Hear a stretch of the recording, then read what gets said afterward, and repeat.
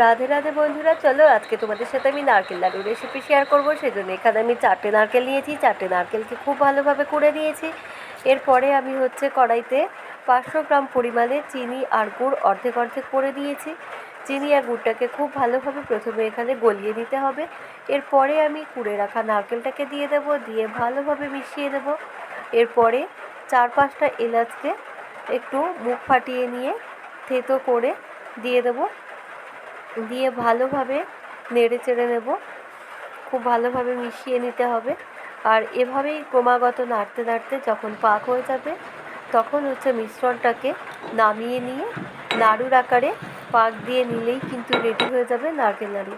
তো জন্মাষ্টমীতে তোমরা এভাবে গোপু সোনাকে নারকেল নাড়ু বানিয়ে দিতেই পারো। আর আমার ভিডিওটা কেমন লাগলো অবশ্যই কিন্তু কমেন্ট করে জানাতে ভুলো না। যদি ভিডিওটি ভালো লেগে থাকে তাহলে অবশ্যই লাইক, কমেন্ট এবং শেয়ার করে দিও। টাটা।